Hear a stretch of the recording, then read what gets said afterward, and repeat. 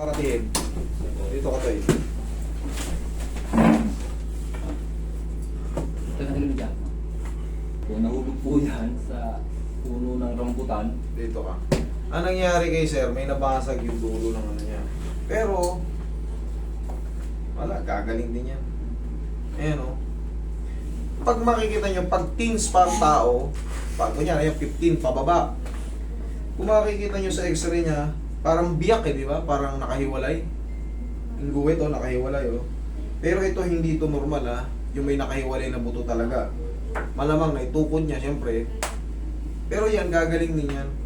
Ngayon, ano bang nararamdaman mo? Nakausli po yung buto, sir. Tingin. Oh, wait lang. Ako na. Ayan, pasag nga to. Ayan.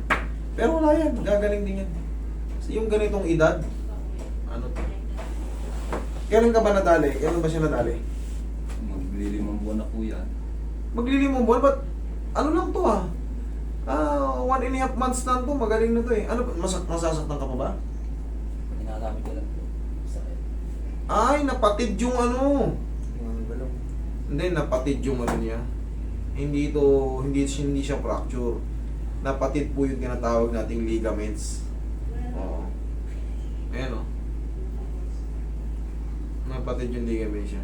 Sir, I'm sorry to say, pero hindi po to maayos ng kahit sino manghihilot. Kahit i-adjust ko to, sabi ko nga sa inyo, pag mga ganitong teens pa, yung mga yan, kala mo biyak, hindi yan, good yan.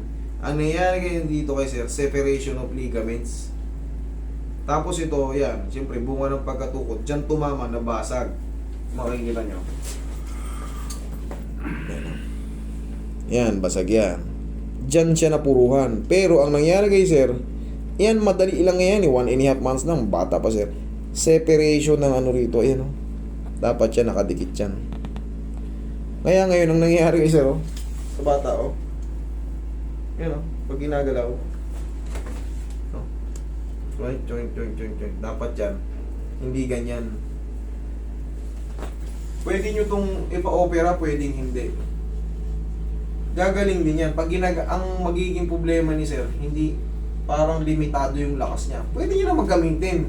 Pero pag yung pipuwersa ka ng mabigat, gaganon yan, lalagyan mo to ng hold kahit pa paano. Pero yan, magaling na yung fracture yan. Ano yan. Kasi kung fracture pa yan, kung ano, pag tinabig mo ng ganyan yan, masakit pa yan. Pero ito, wala.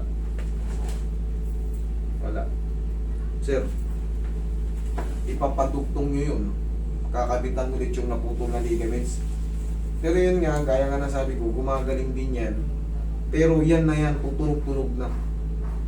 Yun nga, gaya nasabi ko, wala nang masakit.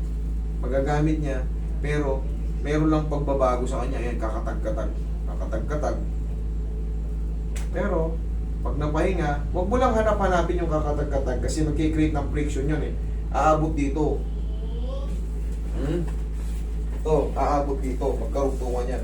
Pag ginanong-ganon mo yan, magkikreate din ng ngalay din yan sa siko. Kaya, idol, ang pinakagagawin mo, huwag mong hanapin ganon-ganon huwag mong laruin. Wala, normal na pamumuhay lang. Okay, I'm sorry sir, pero wala tayong magawa dito sir. Separation siya sir Separation ng ano. Pero sir, mawawala rin yung ano dito. Maglalaman yan katagalan. Kumbaga, magiging strong ulit yan. Bata na yan. Ang problema, gagalaw-galaw nga lang. Yun lang yun. Magiging strong ka ulit, magiging strong yung kamay mo.